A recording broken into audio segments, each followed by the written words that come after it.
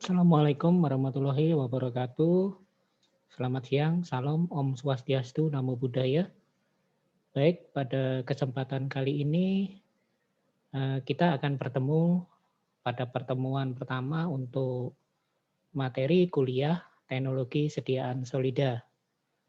Baik, kuliah sediaan solida, teknologi sediaan solida ini paralel dengan praktikumnya ya adik-adik ya.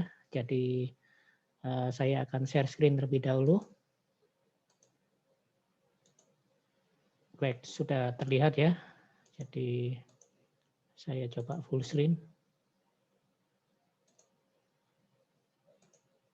Baik,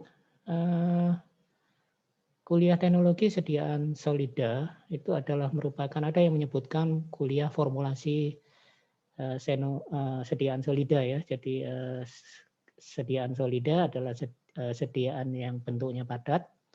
Kemudian di penjelasan praktikum kemarin pada waktu asistensi sudah saya sampaikan ya, apa bedanya formulasi dengan preskripsi ya. Ketika kita melakukan sebuah formulasi ya, pekerjaan formulasi, maka kita melakukan semuanya dari awal ya.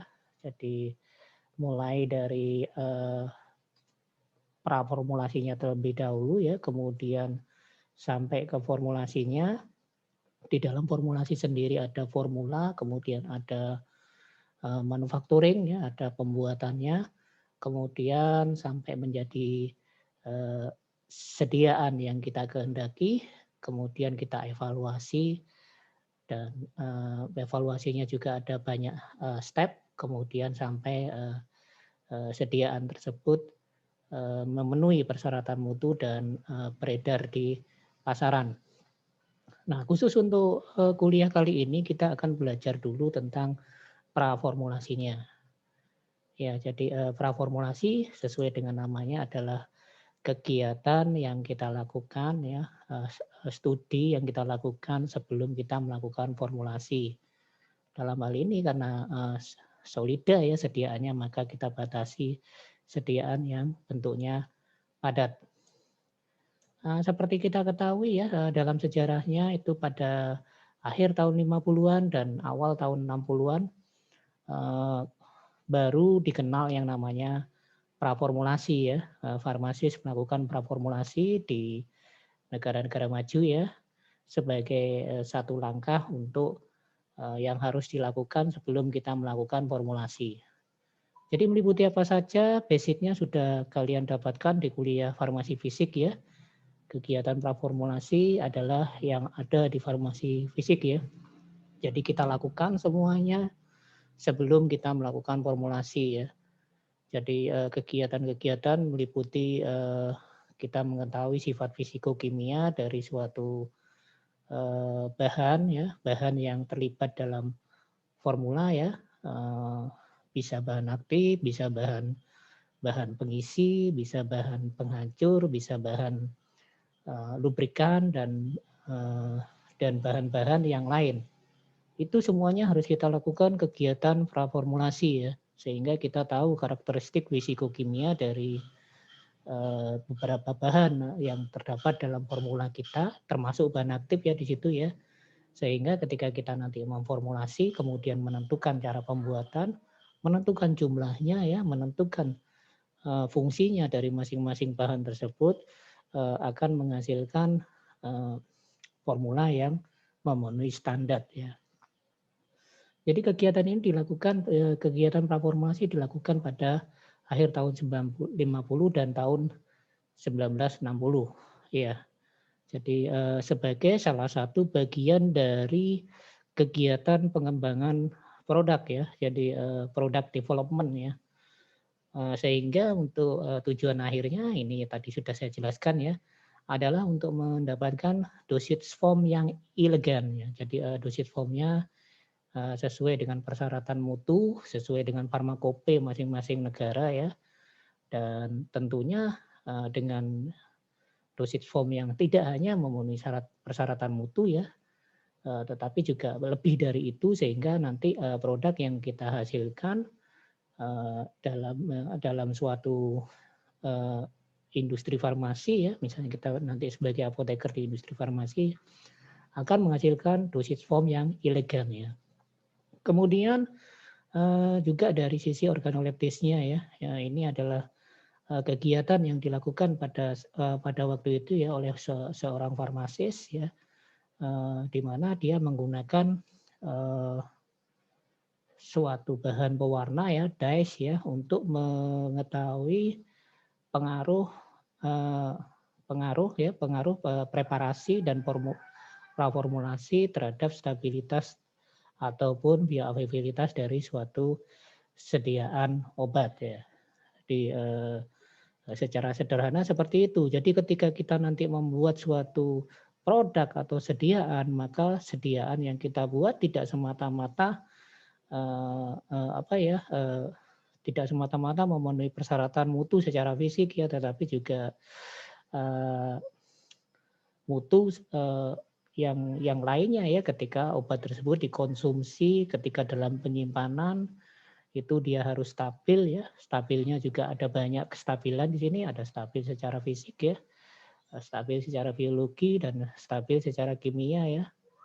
Nah, itu harus terpenuhi semua. Kemudian ketika obat tadi dikonsumsi, nah ini terkait dengan bioavailabilitas ya, bioavailabilitasnya ya, bagaimana ketika obat tersebut masuk ke dalam tubuh kita, seperti apa, mengalami apa, maka dia harus memiliki persyaratan bioavailabilitas yang nanti ini akan dipelajari lebih lanjut di kuliah biofarmaseutika. Jadi latar belakangnya seperti itu. Ya, kemudian lanjut. Nah, adapun tujuan dan target dari praformulasi ya, kegiatan praformulasi adalah ini. Ada 4 ya. Yang pertama, bagaimana kita bisa menentukan sifat fisikokimia apa yang menjadi parameter dari new drug substance ya. Jadi obat dari obat tersebut, parameter fisikokimia apa saja yang kira-kira penting untuk kita lakukan, kita cari datanya, dan kita lakukan uji praformulasinya. Kemudian yang berikutnya adalah ini terkait dengan nasib obat di dalam tubuh tadi ya, bagaimana kita bisa menentukan profil kinetika, laju pelepasan kinetikanya seperti apa. Ya, karena obat itu kan nanti masuk ke dalam tubuh kita, maka bahan aktifnya harus bisa dilepas, kemudian pelepasannya profilnya seperti apa. Jadi misalnya kita mau membuat bentuk sediaannya itu atau bentuk sediaannya solida, kemudian dia lepasnya itu adalah instant release, ya kita tentukan profil kinetika pelepasannya yang instant release yang seperti apa, berapa menit ya dia harus dilepaskan. Atau kalau intermediate ya kita tentukan berapa jam dia harus dilepaskan dari bentuk sediaannya. Dan kalau sediaannya itu lepas lambat, maka kita harus tentukan juga bagaimana pelepasannya itu minimal berapa jam. 6 sampai 12 jam atau bahkan 24 jam. Jadi kita harus tentukan itu dari awal. Kemudian tadi stabilitas tadi ya terkait dengan karakteristik fisik ya. Karakteristik fisikanya seperti apa dia? Dari bentuknya ya. Bentuknya misalnya solid, apakah ada sifat higroskopis di situ? Atau membentuk campuran eutektik. Nah, kita harus, itu istilah-istilah itu sudah kalian dapat ya di kuliah-kuliah sebelumnya. Kita harus tentukan karakteristik fisiknya. Ya, jadi kita harus tentukan dan tentukan dari awal itu karakteristik fisiknya seperti apa. Kemudian yang berikutnya adalah kompatibilitasnya ya. Jadi kompatibilitas dengan eksipien yang lain, seperti yang saya sebutkan tadi di awal bahwa formula itu terdiri dari bahan aktif, bahan pengisi, bahan penghancur, ya. Kemudian juga ada lubrikan. Ya, ada juga bahan-bahan yang lain yang sifatnya estetik ya. Maka dia harus stabil dengan bahan-bahan yang lain untuk supaya dia bisa dicampurkan. Bagaimana caranya? Bagaimana Pak kalau misalnya dia mengalami OTT ya, obat tidak tercampurkan atau incompatible dengan common excipient yang lain. Ya, kita harus lakukan modifikasi. Kalau misalnya dia mengalami reaksi higroskopis, ya reaksi higroskopisnya tadi harus kita modifikasi supaya tidak higroskopis. Bagaimana caranya? Bisa dari cara pencampurannya, ya, teknik pencampurannya dan seterusnya. Jadi seperti itulah kegiatan-kegiatan yang dilakukan oleh apoteker atau farmasis pada saat melakukan kegiatan praformulasi. Ya. Kemudian kalau di farmasi fisik adik-adik pernah belajar tentang kelarutan ya. Itu juga salah satu aspek penting ya. Bahan aktifnya kelarutannya bagaimana? Ya. Bahan aktifnya kelarutannya bagaimana terhadap berbagai macam pelarut yang kita gunakan. Itu juga menentukan nanti ya, menentukan bagaimana kita menentukan nanti termasuk nanti itu ke bentuk sediaannya juga. Ya, jadi seperti itu kemarin belajar tentang kelarutan ya, kemudian juga belajar tentang mikromeritik. Mikromeritik itu tentang terkait dengan physical karakteristiknya. Ya. Kemudian ini disolusi dan sebagainya itu adalah salah satu profil kinetika pelepasannya. Sifat-sifat fisikokimia ini terkait dengan bentuk ya, bentuk, ukuran partikel dan sebagainya itu ya. Nah, itu semua harus kita lakukan dari awal. Sehingga bagi adik-adik yang nanti tertarik mengambil topik tugas akhirnya di farmaseutika, maka pada proposal, di bagian proposal ini sudah kita lakukan semua data-datanya itu. Ya, ini salah satu parameter fisikokimia. Ya.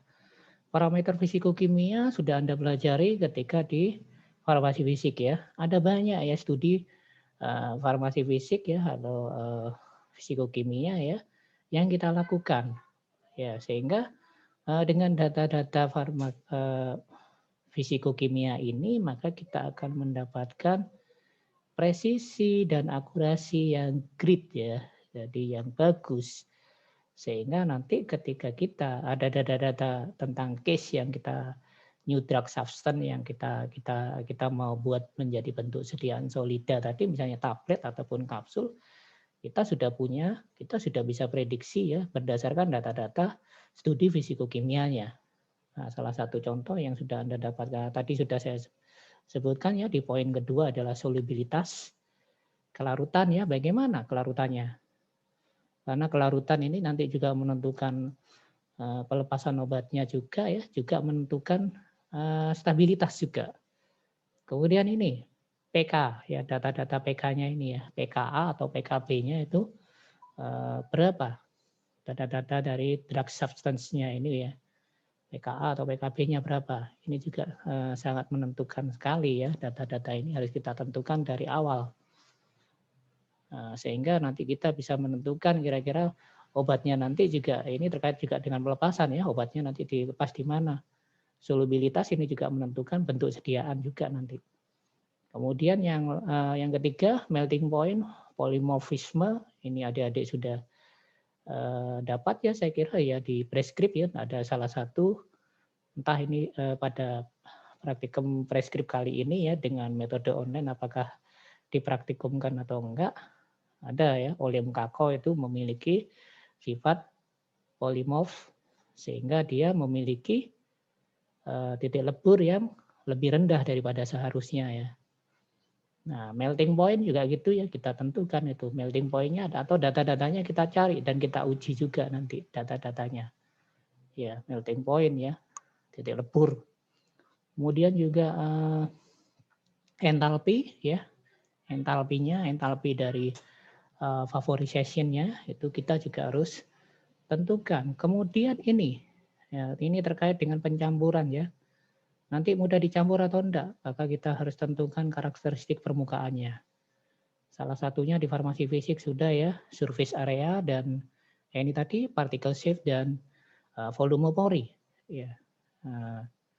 surface area ya, karakteristik permukaannya bagaimana ya. Ini sangat menentukan sekali, dia mudah tidaknya dicampur dengan bahan yang lain. Kemudian particle shape-nya. Tadi saya bicara tentang bentuk partikel ya, ukuran partikel. Particle shape-nya ini, bentuk juga menentukan ya. Kalau bentuknya itu irregular, tidak teratur, apa akibatnya ketika dia dicampurkan? Atau bentuknya apa ya? Bentuknya heksagonal, pentagonal, oktagonal ya. Nah, bagaimana kita bisa memodifikasinya, terutama nanti kalau bentuknya nanti bentuk sediaan akhirnya adalah solida ya. Ini sangat menentukan sekali.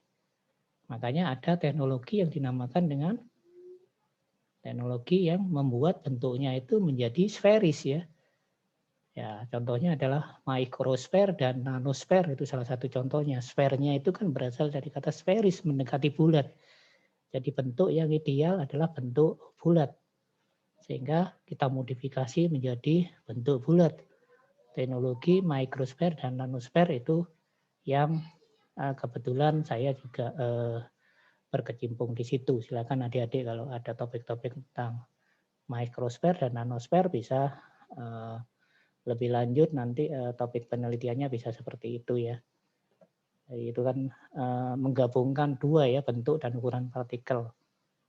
Bentuknya dibuat mendekati sferis, kemudian ukurannya kita modifikasi menjadi ukuran yang sangat kecil. Ya, ukuran mikro ataupun nano. Kemudian higroskopis tadi juga sudah saya jelaskan. Nah, ini silakan nanti dicari satu persatu ya contoh-contohnya. Ini merupakan tugas dari saya ya, silakan nanti dicari masing-masing ini contohnya apa, ya senyawanya apa, misalnya nanti tadi ya bahan-bahannya itu apa saja yang contoh nyatanya ya, misalnya tadi mau memformulasi sebuah tablet ya, bentuk sediaan tablet, tahapan-tahapan, misalnya tadi sudah saya contohkan kan formulasinya ada bahan aktif, kemudian ada bahan pengisi, penghancur ya, kemudian pengikat, kemudian ada apa namanya, ada lubrikan, dan ada bahan yang sifatnya estetik ya, bisa nanti bahan untuk kalau tabletnya itu di coating ya, bahan coatingnya, kemudian kalau tabletnya itu lepas instan, maka ada namanya super disintegran ya. Kemudian kalau lepas lambat maka dia ada matriksnya dan sebagainya. Nah, seperti itu. Langkah awal ketika menentukan parameter fisikokimianya ini, silakan dicari contohnya, tugasnya ini individual ya. Solubilitasnya bagaimana, melting point, polymorphnya, dan seterusnya yang sudah saya jelaskan ini. Lanjut ya, kita bahas satu persatu yang physical properties dari solid states ya. Jadi karakteristik fisik dari solid state itu seperti apa? Ini adalah sangat penting ya, kegiatan yang sangat penting pada fase praformulasi, berlaku untuk zat aktif dan eksipien ya. Eksipien itu yang saya sebutkan tadi, bahan pengisi, pengikat, penghancur, lubrikan, nah itu adalah eksipien ya. Jadi eksipien ini bahan pembawa selain bahan aktif.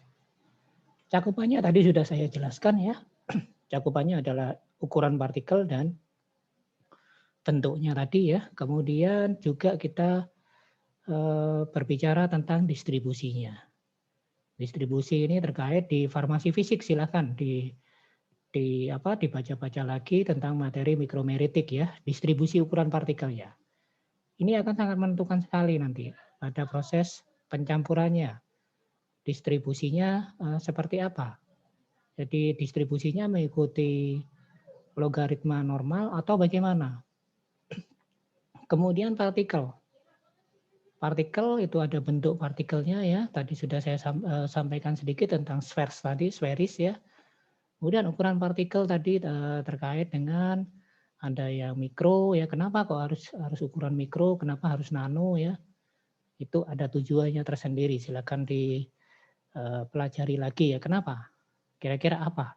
Ini juga tugas saya yang kedua ya. Kenapa kok harus dibuat nano, bentuk ukuran partikelnya harus nano ataupun mikro ya. Apa keunggulannya dibandingkan dengan ukuran partikel yang biasa saja ya, ukuran standar itu kenapa? Kemudian polymorph tadi sudah saya jelaskan ya. Kemudian bentuk partikel itu juga gitu ya. Bentuk partikel tadi sudah saya jelaskan, selain sferis itu juga ada kristal ya. Makanya di Farmaset juga ada teman-teman Anda atau kakak kelas Anda yang memodifikasi kokristal ya, modifikasi kokristal ya. Kenapa kok dibuat kokristal itu kok hanya kristal saja atau kok amorf dan sebagainya, itu kira-kira tujuannya untuk apa? Ya, itu ada salah satu topik yang berbicara tentang itu ya. Kemudian selain polimorf tadi ada hidrat ya, hidrat ini mengandung air, sulfat dan sebagainya itu ya. Kemudian juga kita harus memperhatikan titik lebur, kemudian solubilitas ya. Topik-topik di farmasi fisik ini biasanya ini ya, studi kelarutan senyawa aktif tertentu pada berbagai pH. Nah, itu salah satu contohnya ya. Memang di Farmaset tidak banyak ya mahasiswa, bahkan hampir tidak ada ya mahasiswa yang mengambil topik skripsinya itu di farmasi fisik. Saya harapkan untuk angkatan ini mulai ada ya. Itu salah satu contohnya. Studi kelarutan bahan aktif pada berbagai pH. Nanti kemudian ada kurva yang dihasilkan dan ini sangat bermanfaat sekali pada saat kita melakukan kegiatan praformulasi seperti ini. Kemudian ada koefisien partisi ya. Koefisien partisi ini adalah menentukan nanti ketika bahan aktif tersebut pada proses setelah kita minum ya, kemudian berada di dalam tubuh kita mengalami reaksi biotransformasi ya. Jadi dia dilepaskan dari bahan aktifnya dilepaskan dari bentuk sediaannya, kemudian dia ada fase yang namanya harus menembus membran ya, membran biologis yang bersifat lipid bilayer, maka kemampuan menembus membrannya itu sangat ditentukan oleh koefisien partisi. Ini nanti di kimia akan diberikan, saya tidak akan memberikan lagi di sini ya. Koefisien partisi yang bagaimana yang baik untuk menembus membran itu? Ya, apakah yang dominan polar atau dominan non polarnya? Atau yang berada di tengah-tengahnya? Kemudian di solusi ini nanti juga di kuliah yang dosen berikutnya yang akan diberikan ya. Ini adalah uji pelepasan obat dari uji pelepasan bahan aktif atau obat dari bentuk sediaannya. Tadi pembedaannya berdasarkan lepas lambat, lepas intermediate dan lepas instan. Ya. Kemudian sifat alir atau fluiditas ini terkait dengan bentuk sediaan solida yang tablet. Ya, di sifat alirnya diharapkan baik. Lah, salah satu tadi ya modifikasi bentuk partikel tadi ya menjadi sferis itu adalah memperbaiki sifat alirnya. Ya, memperbaiki sifat alirnya ya. Jadi kalau bentuknya sferis bulat itu kan lebih mudah mengalir sehingga lebih mudah masuk ke dalam hopper ya di mesin tabletnya, kemudian dia akan lebih mudah dicetak dan menghasilkan keseragaman bobot, juga keseragaman kandungan atau kadar ya.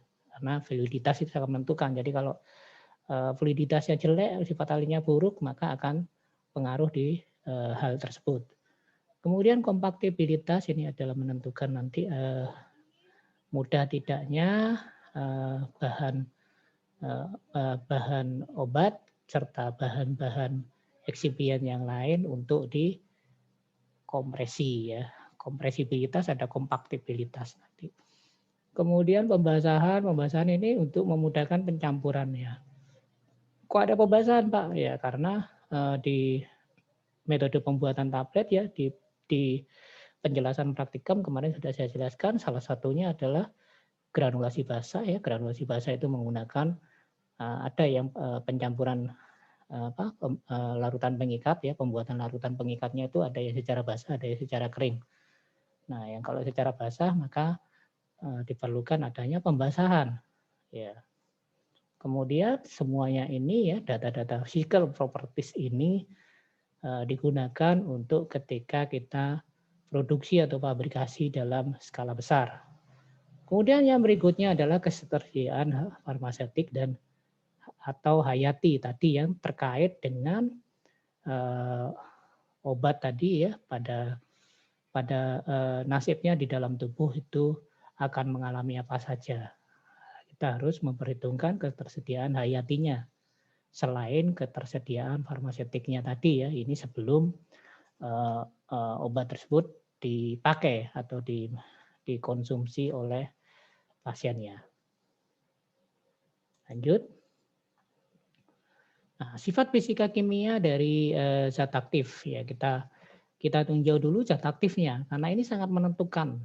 Karena fase awal zat aktif adalah bagian yang penting ya dalam suatu teknologi sediaan solida, maka kita harus tentukan dia berdasarkan dosis obatnya. Dosis obatnya tadi termasuk dosis obat besar atau kecil. Ya, dosisnya besar atau kecil. Lah bagaimana Pak kita menentukan? Ya, contohnya adalah bahan aktif paracetamol 500 mg. Itu besar atau kecil? Kemudian kalau kita menggunakan obat misalnya CTM ya, CTM 4 mg, itu besar atau kecil? Nah, coba dicari ya. Ada banyak lagi obat-obat atau bahan aktif yang lain. Silakan kalian lihat di situ ya. Kemudian yang berikutnya adalah kelarutan dalam air. Kelarutan dalam air tadi sudah saya sampaikan ya, kelarutan zat aktif dalam air itu sangat menentukan sekali. Maka kita harus tentukan juga ini termasuk kategori sifat fisika kimia dari bahan aktif. Obat yang kelarutannya dalam air besar, maka disolusinya akan cepat. Ya, ini cocok untuk obat-obatan yang instant release ya. Kelarutan dalam air. Tapi sebaliknya kalau obatnya tersebut kelarutan dalam airnya itu rendah, maka disolusinya akan lambat. Kemudian yang berikutnya koefisien partisi tadi sudah saya jelaskan ya. Koefisien partisi terkait dalam kemampuan menembus membran biologis. Nah, ini terkait dengan fase atme dia adalah absorpsi. Ya. Absorpsi ya. Jadi obat ketika setelah dilepaskan dari bentuk sediaannya maka dia harus mampu menembus membrannya ya untuk diabsorpsi di dalam tubuh. Nah, kemampuan menembus membrannya ya partisinya, koefisien partisinya itu yang bagaimana? Yang karakteristik yang bisa menembus, seperti kita ketahui membran tubuh kita adalah sifatnya lipid bilayer ya. Yang bagaimana? Non-polar, semipolar atau polar? Nah, coba dicari ya. Ini ini juga tugas ya. Coba dicari dan ini juga sudah diberikan ya atau belum ya atau masih semester ini ya di kuliah-kuliah kimia medisinal. Kemudian yang berikutnya adalah stabilitas obat. Stabilitas obat itu adalah salah satu hal yang penting pada pemilihan metode pembuatan ya. Metode pembuatan tablet seperti yang di asistensi praktikum kemarin sudah saya jelaskan ada granulasi, ada gempa langsung. Granulasi dan gempa langsung itu terkait pemilihannya terkait dengan stabilitas obat atau bahan aktifnya. Ya. Jadi yang bagaimana itu coba nanti coba kalian juga cari ini ya. Kalau granulasi basah berarti ada proses basah di situ ya. Kemudian ada proses pengeringan di situ. Berarti kita harus menghindari bahan aktif yang sifatnya bagaimana. Kemudian kalau gempa langsung itu bagaimana terkait dengan stabilitas obat. Gempa langsung ya berarti tidak melalui proses granulasi dia. Terkait dengan stabilitasnya dia harus obat yang bagaimana yang sesuai dengan karakter metode pembuatan tersebut. Nah itu nanti coba dicari sehingga kalian bisa paham dalam menentukan metode pembuatan tablet itu ada alasan tersendiri. Kenapa kok pilih granulasi?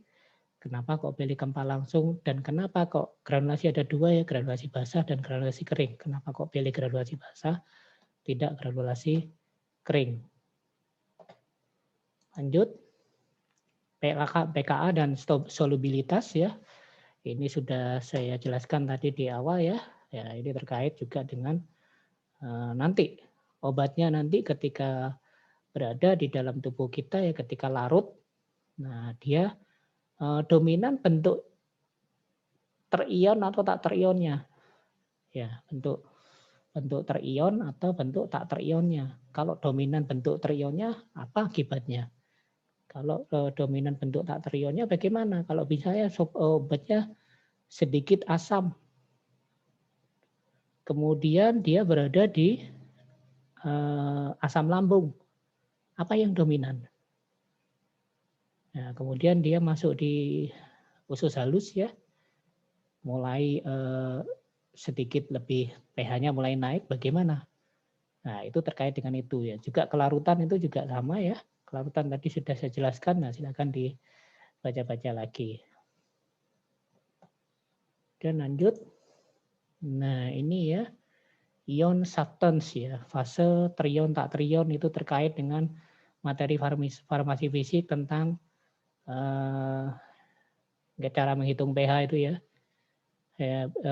Persamaan Henderson-Hasselbalch ya, yang sudah diajarkan. Saya tidak perlu mengajari lagi ya, karena nanti saya akan semakin lama dan balik-balik materinya ya, karena di farmasi basic sudah dipelajari. Dan ini yang saya sebutkan tadi ya, ini adalah salah satu publish dari sebuah jurnal ya, belum dipublish tapi ini datanya ya.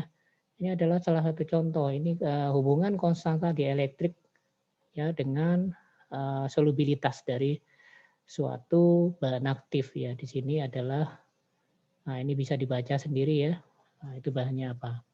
Nah, jadi nanti bisa dilihat itu di situ konstanta dielektriknya ada kenaikan, maka solubilitasnya akan atau kelarutannya akan turun dan seterusnya. Nah, cara membacanya seperti itu. Ini adalah salah satu contoh tugas akhir di farmasi fisik ya. Kemudian kalau ini adalah campuran 3 fase ya, ini juga sudah diberikan saya kira di kuliah sebelumnya ya, farmasi fisik ataupun kuliah yang ada di kimia ya, kimia dasar ataupun kimia analitik ya.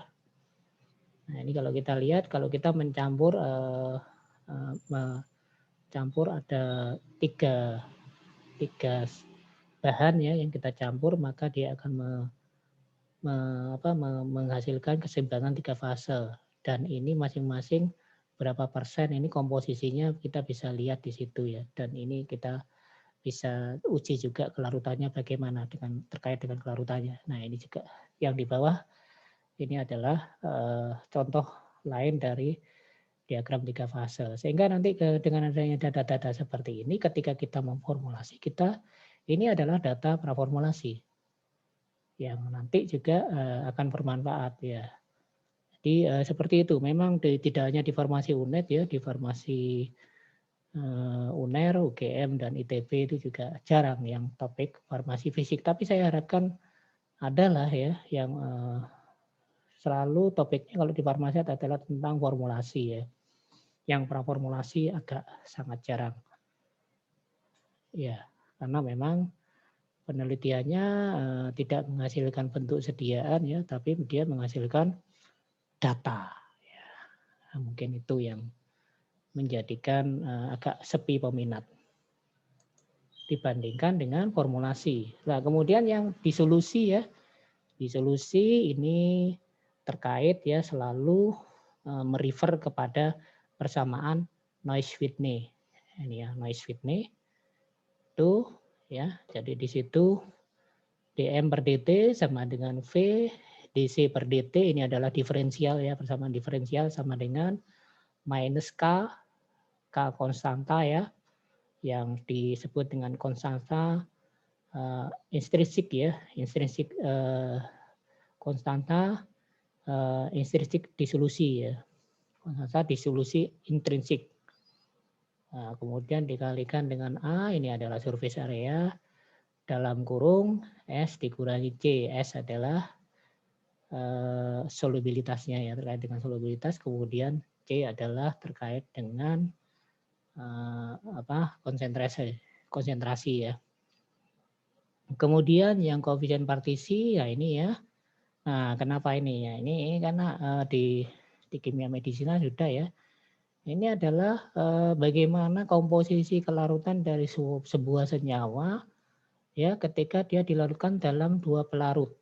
Ya, dua pelarut yang satunya polar, satunya non polar. Nanti kita bisa hitung di situ koefisien partisinya. Nah, dia di polar berapa, di non polar berapa. Nah, itu nanti kita bisa menentukan koefisien partisinya yang tadi terkait dengan kemampuan dia untuk absorpsi ya. Lalu lanjut. Ini silakan dibaca ya. Ini adalah tugas yang berikutnya tentang poin D dan poin E ya, karena ini sudah di farmasi fisik ya, dan di kuliah kimia dasar itu saya kira sudah. Silakan kalian baca dan kalian buat resumenya juga. Kemudian saya akan membahas yang berikutnya adalah bentuk partikel ya. Bentuk partikel ini juga di farmasi fisik sudah ya. Saya hanya merefresh saja ya. Bentuk partikel tadi sudah saya jelaskan. Bentuk yang paling ideal adalah bentuk bulat ya. Tapi bulat itu tidak mungkin tercapai, makanya bentuknya yang paling mendekati bulat atau sferis namanya. Ya, mendekati bulat itu spheres bahasa Inggrisnya ya. Nah, untuk sebagai standar bahwa partikel parameter yang digunakan untuk menyatakan bentuk partikel adalah konstansa alfa Vs ya. Nah, alfa Vs pada partikel bulat itu adalah 6,0. Ini silakan dibaca lagi materi farmasi fisiknya tentang mikromeritik ya, tentang bentuk dan ukuran partikel. Sedangkan partikel berbentuk kubus, alfa Vs-nya adalah 6,8. Kenapa kok terjadi angka ini? Silakan dilihat lagi di farmasi fisik. Kemudian di situ ada semakin besar angka alfa Vs, maka semakin amorf. Bentuknya akan semakin amorf ya. Ini dari bulat, ya jadi yang ideal adalah 6, kemudian kalau yang kubus 6,8, semakin besar angka alfa Vs-nya semakin amorf. Untuk partikel yang diameternya sama, maka semakin besar alfa Vs. Nah, karena dia amorf, semakin amorf maka semakin sukar untuk mengalir. Makanya tadi saya sampaikan untuk memodifikasi sifat alir, salah satunya adalah memodifikasi bentuk partikelnya menjadi bentuk sferis sehingga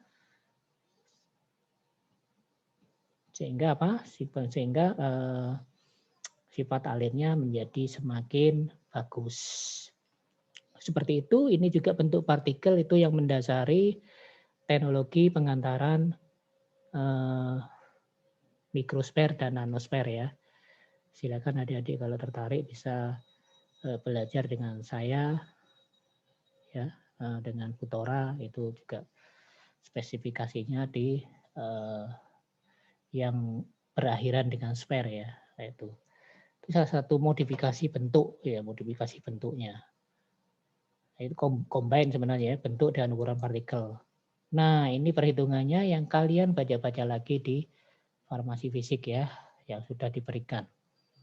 Jadi ini kalau bentuk kubus, kemudian ini ya dasarnya S itu sama dengan 6 ya. 6 dikalikan A pangkat 2, kemudian kalau A atau luas itu sama dengan A dikalikan 2, A pangkat 2. Maka kalau kita menentukan alfa S dan alfa V dan seterusnya itu nanti akan ketemu angka-angka seperti ini.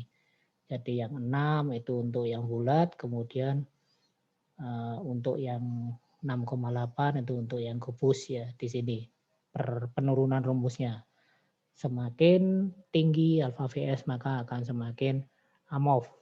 Ya, di sini keterangannya rusuk adalah A ya, sisi-sisinya itu adalah A. Nah, ini salah satu contoh ya, laktosum ini ya. Hubungan bentuk bentuk laktosum dengan distribusi ukurannya. Ini adalah yang bentuk yang sangat bersudut sekali ya, di situ hampir kotak-kotak ya.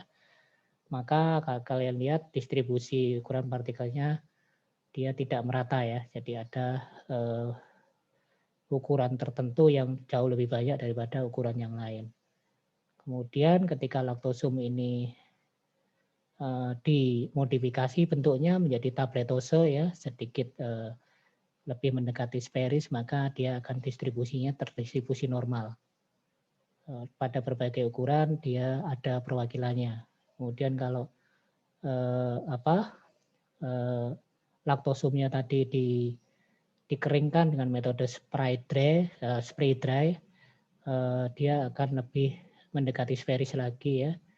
Dan kalau kita lihat di sini juga distribusi ukuran partikelnya juga berbeda lagi. Nah ini nanti bisa dihubungkan dengan sifat alirnya, dan kalau di tablet itu yang paling bagus yang mana yang menghasilkan tablet itu sebenarnya bisa diteruskan ke situ penelitiannya.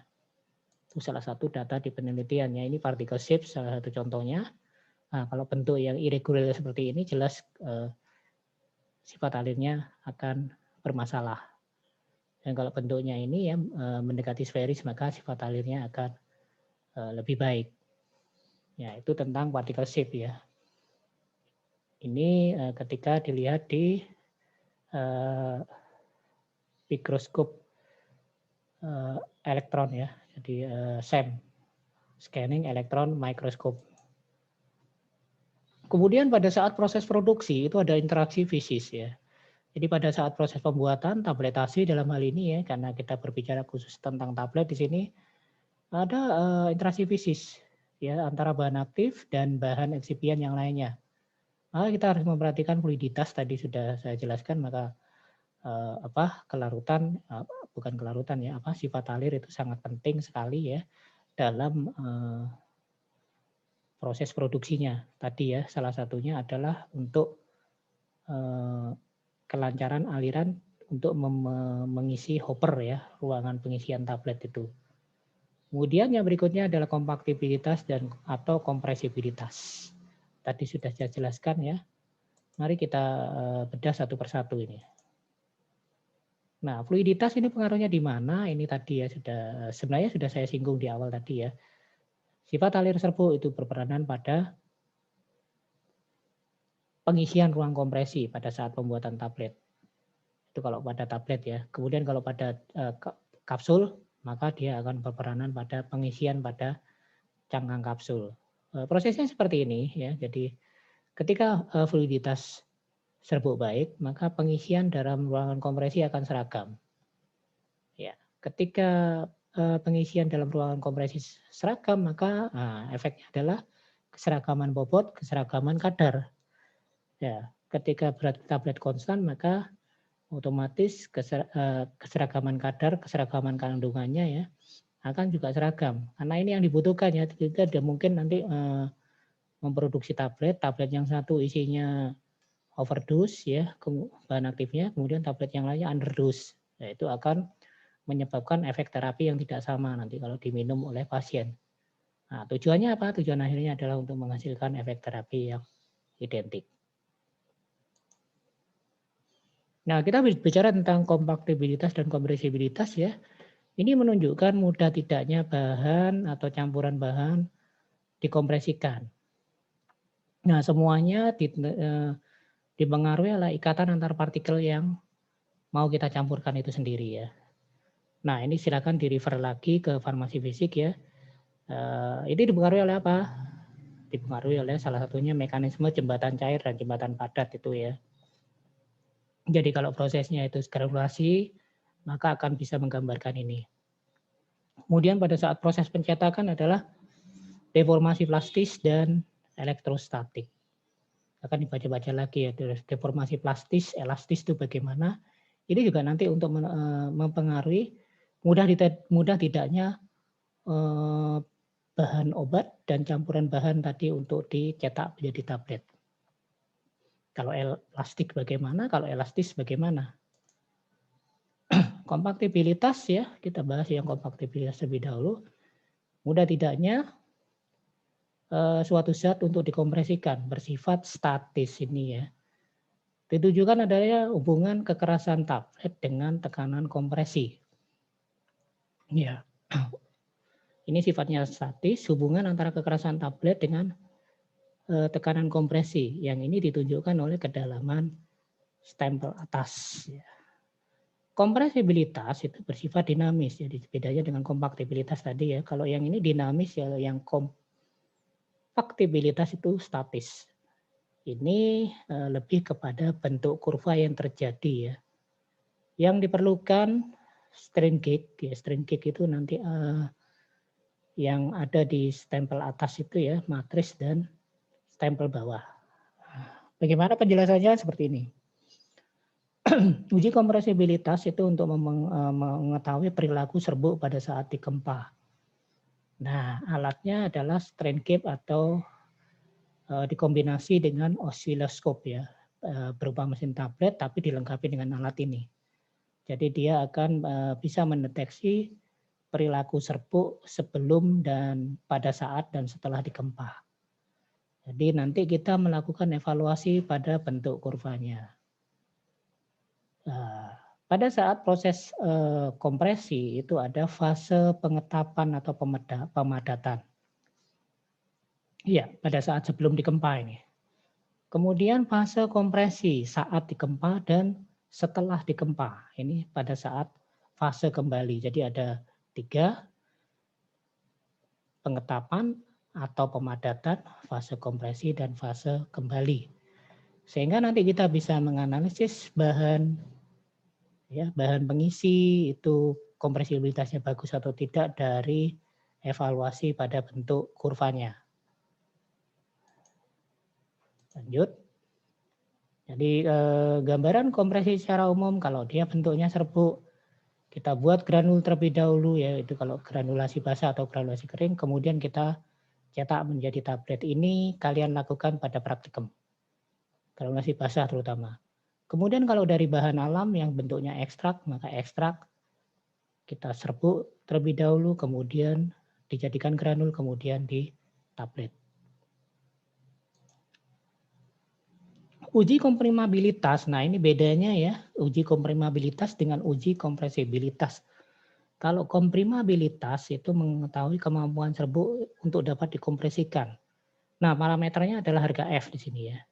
Tadi hubungannya kan kedalaman stempel atas dengan kekerasan tablet yang dihasilkan ya. Nah, ini parameter F itu digunakan menunjukkan kedalaman stempel atas masuk ke dalam matris pada saat tablet kekerasannya 0. Komprimabilitas tidak baik apabila F-nya lebih besar daripada 400. Nah, sehingga kalau ada bahan yang komprimabilitasnya F-nya lebih dari 400, maka kita harus lakukan penambahan eksipien yang F-nya kurang dari 400. Seperti itu ya. Nah, bagaimana? Nah, ini cara kenapa kok 400 tadi ya, F-nya kurang dari 400 dan lebih dari 400. Mekanismenya seperti ini ya, kekerasan berapa kedalaman stempel atas masuk ke dalam matris ya untuk menghasilkan kekerasan 0. Nah, di situ ada toleransinya 0,4.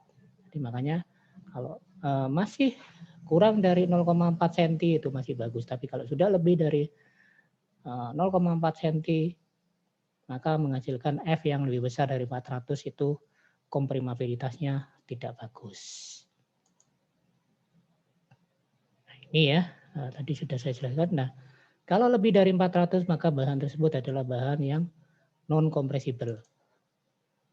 Kemudian alur komprimabilitas, kalau yang ini analisanya dia menggunakan menghubungkan 2 parameter ya. Perubahan kedalaman pan atas dengan kekerasan tablet yang diperoleh. Nah, ini jadi kita menganalisa ini D dan E. D apa? D adalah kekerasan tabletnya, E adalah kedalaman pans atasnya. Ya. Kemudian di situ ada DM, ada EM. DM adalah kekerasan maksimum, EM adalah kedalaman maksimum. Kemudian F adalah force-nya ya. Jadi bisa Lihat di sini, kemudian di sini bisa kita lihat juga ya D maksimum, kemudian di situ ada alfa, ada beta. Ada alfa, ada beta ya sudutnya. Sudut alfa lebih besar daripada sudut beta ya. F-nya F1 lebih besar daripada F2. Nah, sehingga kalian analisa menghasilkan F2 dikurangi EM lebih besar dari F1 dikurangi EM.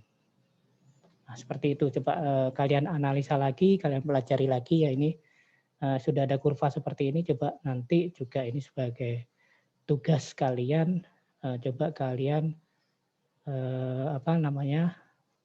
lakukan cara membaca alur komprimabilitas seperti ini. Kemudian uji kompresibilitas ya, tadi sudah saya jelaskan berdasarkan menganalisa kurva ya. Jadi dari kurva yang terjadi maka kita bisa analisa juga bahan tersebut kompresibel apa tidak. Ya, tadi kan ada 3 fase, ada fase pemadatan ya. Sebelum digempa itu ada diwakili dengan nomor 1. Ini fase pemadatan ya. Kemudian ada fase kompresi pada saat digempa itu nomor 2. Ini yang nomor 2 ke sini nih. Kemudian fase kembali setelah digempa. Itu yang nomor 3. Kemudian di situ ada CM. Ya. Nah, ini menghasilkan bentuk seperti ini. Kira-kira ini juga tugasnya ya. Tugasnya coba dianalisa kalau bentuk yang seperti ini yang mirip dengan bumerang ya, itu bumerang. Nah, itu coba dianalisa kalau bentuk mirip bumerang seperti ini bagaimana kompresibilitasnya. Ada kriteria ya dalam menganalisa. Kondisi ideal adalah ketika fase pemadatan sependek mungkin. Fase pemadatan yang nomor 1 tadi sependek mungkin. Kemudian yang nomor 2 tadi fase kompresi sedatar mungkin. Kemudian yang ketiga fase kembali setegak mungkin. Jadi kalau mirip bumerang tadi ya seperti senjatanya suku aborigin di Australia. Nah, setegak mungkin. Nah, ini berarti kan tidak tegak itu. Fase kembali setegak mungkin. Kemudian fase titik CM serendah mungkin. Nanti kalian cari kondisi ideal ini mewakili bentuk geometri apa. Itu juga tugas yang selanjutnya. Nah, ini salah satu contoh alat yang ada strain gauge-nya ya. Sayangnya Fakultas Farmasi tidak punya ya. Terakhir yang saya lihat yang ada yang dimodifikasi itu punyanya Farmasi UGM. Tapi nggak tahu saya sekarang apakah masih berfungsi alatnya atau tidak ya. Jadi ini adalah alat kompresi yang dilengkapi oleh strain gauge sehingga kita bisa menganalisa apa yang dialami oleh bahan yang akan dikompresi dalam sebuah ketika akan sebelum dikompresi, pada saat kompresi dan setelah kompresi. Oke, demikian yang bisa saya sampaikan ya. Kurang lebihnya saya mohon maaf yang sebesar-besarnya. Sekali lagi di dalam kuliah ini ada beberapa pertanyaan yang akan menjadikan tugas kalian. Silakan itu dicermati ya, sehingga kalian harus menonton video ini dari awal sampai terakhir, jangan di skip ya. Kemudian juga video ini akan saya upload pada channel YouTube saya ya. Saya mohon untuk subscribe dan like-nya ya. Kemudian juga dilihat dari awal sampai dengan terakhir. Ya, saya minta dukungannya ya, sehingga channel saya akan berkembang lebih lanjut. Dan saya share ini dengan menggunakan link ya, jadi tidak semua orang bisa membuka. Oke, jika ada pertanyaan nanti silahkan disampaikan melalui kolom komentar ya, silahkan ditanyakan melalui kolom komentar yang ada di channel YouTube saya. Channel YouTube saya Eka Vlog ya, nanti pada saat awal kuliah akan saya beritahukan. Dan semoga kalian bisa paham apa yang sudah saya sampaikan ya. Sekali lagi jangan mengandalkan hanya dari video pembelajaran ini, tetapi juga kalian cari-cari dari pembelajaran yang sudah tersedia luas di media internet saat ini ya, karena era belajar 4.0 Anda ini sangat enak sekali ya, semuanya sudah tersedia di internet. Bila dibandingkan dengan pada saat saya kuliah dulu, saya harus pergi ke perpus, buka buku-buku yang tebal. Sekarang nggak perlu bawa buku tebal lagi. Cukup bawa laptop, buka, searching, dapat. Ya, seperti itu. Terima kasih atas perhatiannya. Wassalamualaikum warahmatullahi wabarakatuh. Selamat siang. Salam. Om Santi Santi Om. Namo Buddhaya. Salam kebajikan. Semoga selalu sehat dan tetap semangat buat adik-adik. Terima kasih.